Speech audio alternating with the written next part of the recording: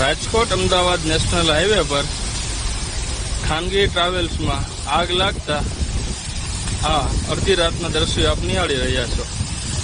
બસની અંદર કોઈક એવું ઝેરી કેમિકલ ભરેલું હશે કે જેના કારણે આગે વિકરાળ સ્વરૂપ ધારણ કર્યું છે અને રોડ ઉપર ડામર પણ અત્યારે સળગી રહ્યો છે.